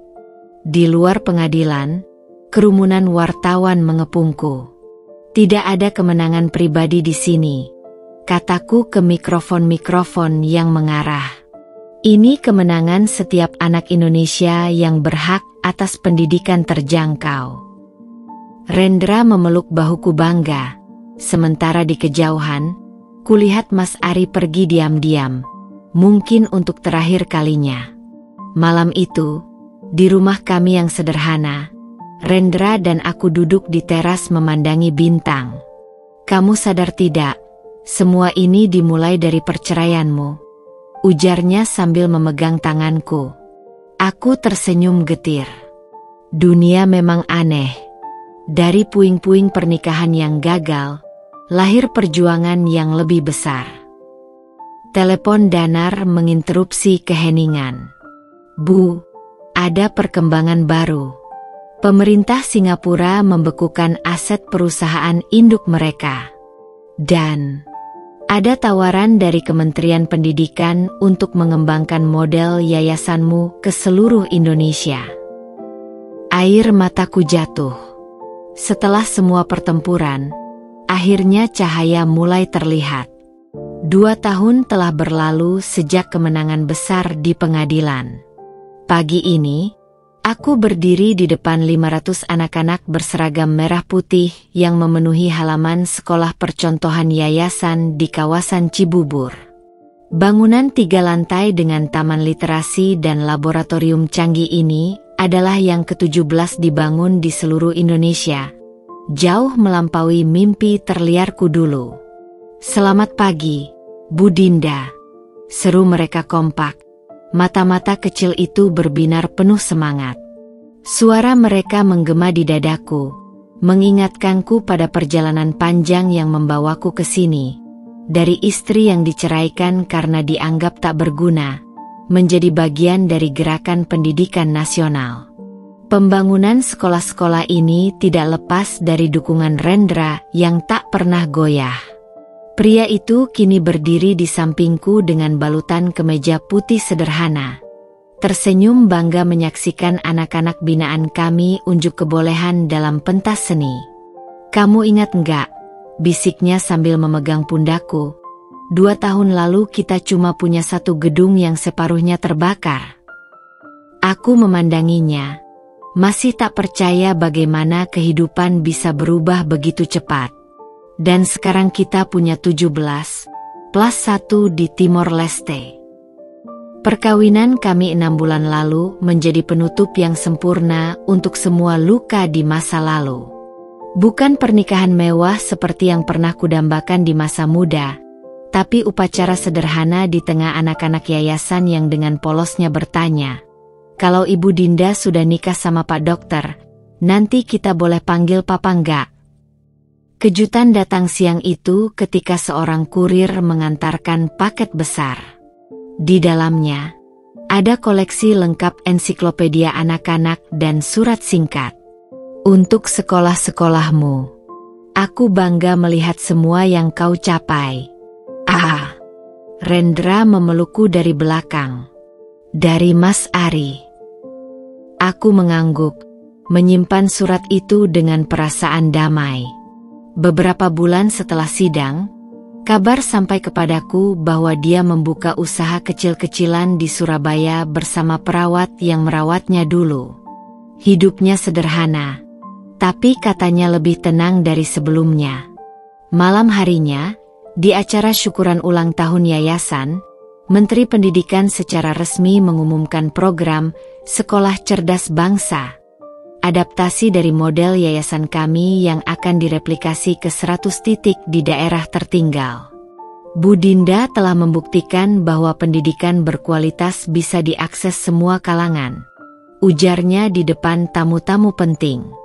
Tapi sorak-sorai paling keras justru datang dari sudut ruangan, di mana Danar dan tim Satpam yayasan berdiri dengan mata berkaca-kaca. Mereka, para mantan tentara yang dulu hanya mengandalkan kekuatan fisik, kini menjadi tutor literasi digital untuk anak-anak jalanan. Di tengah kemeriahan, seorang wanita tua menyentuh lenganku pelan. Ibu mertuaku, kini rambutnya sudah sepenuhnya putih, berdiri dengan bantuan tongkat. "Dinda, aku mau minta maaf." Suaranya hampir tak terdengar di keramaian. "Aku salah tentangmu." Kupandangi wajahnya yang keriput, menyimpan begitu banyak penyesalan. "Sudah lama saya maafkan, Bu. Lagi pula ibu sudah dari lama meminta maaf."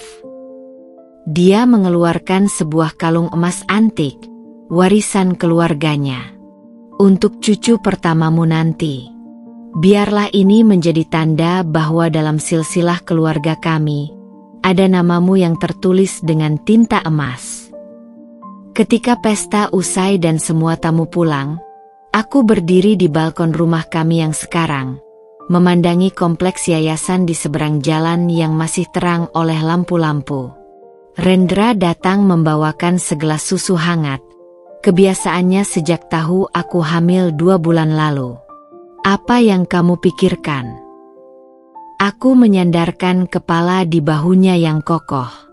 "Tentang ayahku, tentang bagaimana dia sengaja menyembunyikan kekayaan itu agar aku belajar arti uang yang sesungguhnya." Tangan Rendra menelusuri perutku yang masih rata. "Dia pasti bangga melihatmu sekarang. Tidak hanya kaya, tapi juga menciptakan warisan yang jauh lebih berharga." Di kejauhan, suara anak-anak yayasan yang tinggal di asrama masih terdengar riang menyanyikan lagu daerah. Suara itu, bersama dengan detak jantung kecil dalam kandunganku, adalah musik terindah yang pernah kudengar. Pagi itu, aku berdiri di depan cermin panjang di kamar tidur, mencoba menyembunyikan lingkaran hitam di bawah mataku dengan concealer. Kehamilan 8 bulanku ternyata jauh lebih melelahkan daripada yang kubayangkan. Apalagi, Dengan proyek pembangunan sekolah ke-23 yayasan yang sedang dalam puncak pelaksanaan. Kamu seharusnya istirahat hari ini, ujar Rendra sambil mengikat dasinya di belakangku. Tangannya yang hangat mengusap lembut pundaku. Aku mencoba tersenyum. Rapat dengan tim kementerian hari ini penting. Ini tentang program beasiswa untuk Papua. Tiba-tiba, teleponku berdering. Nomor tak dikenal. Bu Dinda. Suara perempuan di seberang sana bergetar. Ini Ibu Guru Siti dari sekolah kita di Lombok. Ada masalah besar. 3 jam kemudian, aku sudah duduk di ruang rapat darurat yayasan, menatap layar presentasi dengan perut mual bukan hanya karena morning sickness. 5 sekolah kita di NTT dan Lombok Barat dilanda kerusuhan. Lapor manajer lapangan melalui video call. Latar belakangnya menunjukkan bangunan sekolah yang dindingnya dicoret-coret dengan tulisan, "Pendidikan sesat." Ada isu yang disebarkan bahwa yayasan kita mencampuri agama siswa. Lanjutnya dengan suara tegang. Beberapa orang tua murid menarik anak-anak mereka.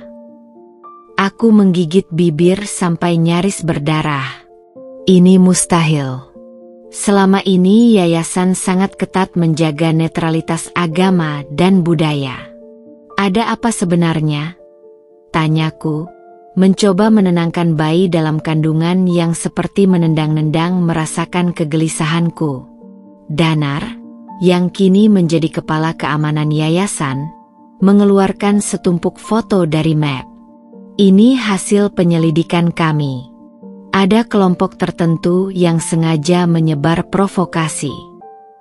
Foto-foto itu menunjukkan orang yang sama, seorang pria berkacamata tebal, berpidato di berbagai lokasi dengan poster bertuliskan, "Stop Pemurtadan."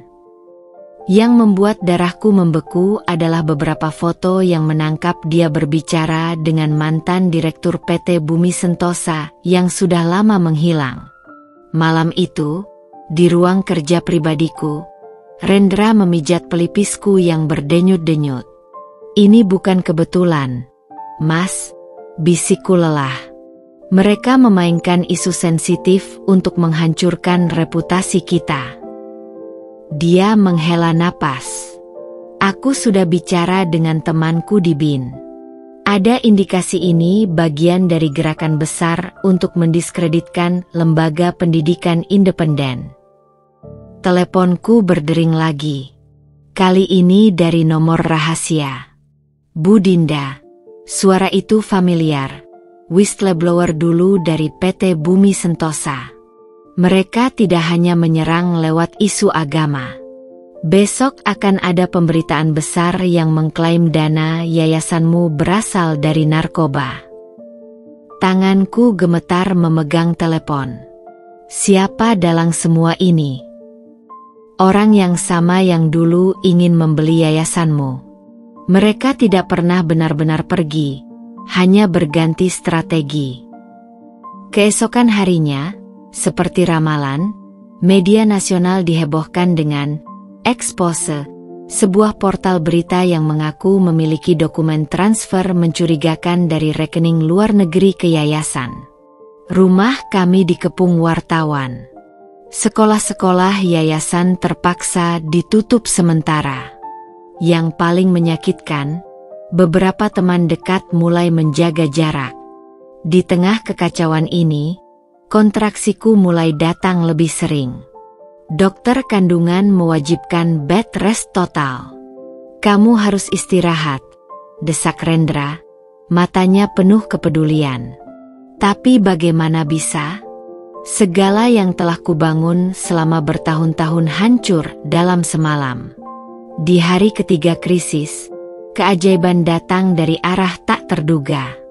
Sekelompok anak-anak dari sekolah pertama yayasan di Depok datang ke rumah dengan spanduk bertuliskan, "Kami yang tahu kebenaran." Mereka membawa buku-buku catatan berisi kesaksian tentang bagaimana yayasan mengubah hidup mereka. Tak Tak kusangka, rombongan media independen mengikuti mereka. Liputan langsung itu viral dalam hitungan jam. Dan kejutan terbesar, siang itu, sebuah akun anonim merilis rekaman percakapan antara provokator berkacamata dengan beberapa petinggi perusahaan pendidikan besar. Dalam rekaman itu, mereka dengan gamblang membahas rencana menghabisi Yayasan Dinda. Malam itu, sambil berbaring di tempat tidur dengan monitor kontraksi di perut, kuterima telepon dari Kapolri sendiri. "Kami sudah menangkap provokator utama," katanya dengan suara tegas. Dia mengaku dibayar 2 miliar untuk memicu kerusuhan. Rendra memegang tanganku erat ketika kontraksi berikutnya datang. "Siapa dalangnya?" tanyanya. "Masih diselidiki. Tapi ada indikasi kuat ini terkait jaringan lama PT Bumi Sentosa yang kini beroperasi di luar negeri." Sebelum sempat merespon, rasa sakit yang tajam menyergap perutku. "Mas, ini bukan kontraksi biasa. Aku harus ke rumah sakit sekarang." Di ambulans yang melaju kencang, antara rasa sakit dan ketakutan, pikiranku justru jernih. Musuh-musuh itu mungkin bisa menyerang reputasiku, tapi mereka tidak akan pernah bisa menghapus jejak kebaikan yang sudah tertanam di hati anak-anak itu. Dan ketika ambulans berbelok menuju rumah sakit, dari jendela kulihat sekelompok anak-anak yayasan masih berjaga di depan rumah kami dengan lilin-lilin. Berjaga untukku, seperti aku dulu berjaga untuk mimpi-mimpi mereka. Rasa sakit yang menusuk-nusuk seperti pisau tajam di perutku seakan menjadi teman setia selama perjalanan ambulans yang terasa tak berujung. Rendra memegang erat tanganku yang basah oleh keringat dingin. Wajahnya pucat namun berusaha tetap tenang untukku. Di luar jendela, lampu jalan berkelebat seperti bintang-bintang yang jatuh, sementara suara sirine memecah kesunyian malam. "Tahan, Dint. Sebentar lagi sampai," bisik Rendra sambil menyeka dahiku yang terus mengucur. Tapi yang kutakutkan bukanlah rasa sakit melahirkan, melainkan nasib yayasan yang sedang dikoyak-koyak fitnah, nasib ratusan anak yang mungkin kehilangan tempat belajar, dan mimpi-mimpi besar yang kami bangun bertahun-tahun. Kontraksi berikutnya datang lebih kuat, membuatku menjerit kecil. Ruangan bersalin RSia Kartini terasa seperti medan perang pribadiku. Dokter dan perawat bergegas mempersiapkan segala sesuatu. Sementara di sudut ruangan, telepon genggamku terus bergetar tak henti. Pasti kabar terbaru tentang krisis yayasan. "Bu Dinda harus fokus sekarang," kata dokter kandunganku dengan tegas. "Bayinya stres. Kita perlu tindakan cepat." Rendra mengangguk, tapi matanya berkaca-kaca. "Aku akan urus semuanya. Kamu hanya perlu berjuang untuk calon ibu ini." Tangannya menunjuk perutku yang mengencang lagi. Di antara tarikan napas dalam, kuraih teleponku. "Tolong, hubungi Danar," erangku. "Biarin anak-anak yayasan yang, Rasa sakit yang luar biasa memotong ucapanku. Proses persalinan itu seperti mimpi buruk dan mimpi indah yang bercampur menjadi satu. 18 jam kesakitan, 18 jam perjuangan antara hidup dan harapan. Dan ketika akhirnya tangisan bayi menggema di ruangan itu, air mataku mengalir deras. "Laki-laki sehat, Bu Dinda," ujar dokter dengan senyum lebar. Rendra menangis terseduh-seduh ketika bayi mungil itu diletakkan di dadaku. Kulitnya kemerahan, tangisnya lantang, dan tangannya yang kecil menggenggam erat jariku. Seakan berkata, "Aku sudah sampai, Ibu. Sekarang kita berjuang bersama." Namun sukacita itu hanya bertahan sesaat. Begitu sadar sepenuhnya, ku minta Rendra membacakan update terbaru. Wajahnya berubah serius. Polisi sudah mengungkap jaringan sebenarnya, katanya pelan. Ini lebih besar dari yang kita duga. Ada konglomerat pendidikan internasional yang merasa terancam dengan model yayasan kita.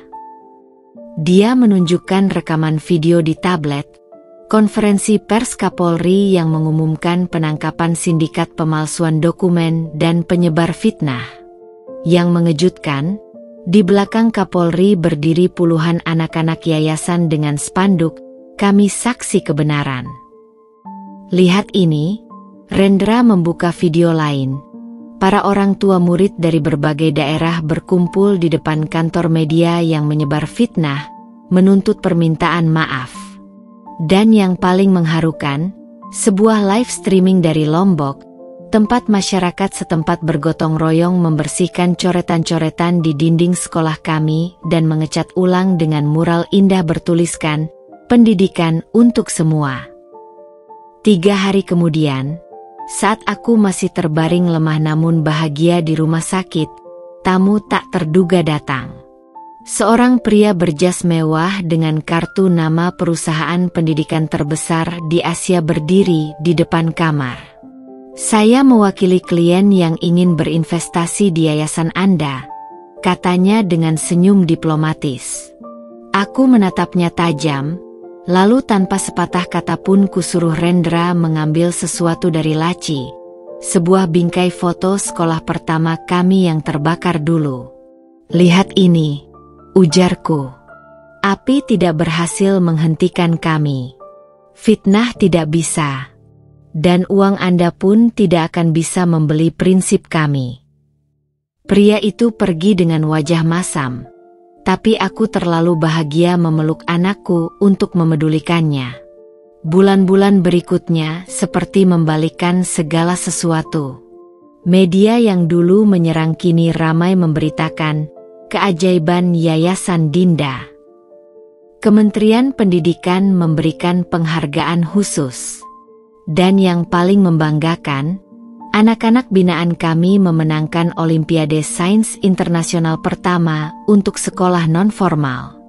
Malam ini, saat aku duduk di teras rumah sambil menimang bayi yang sudah tertidur lelap, Rendra datang membawa surat.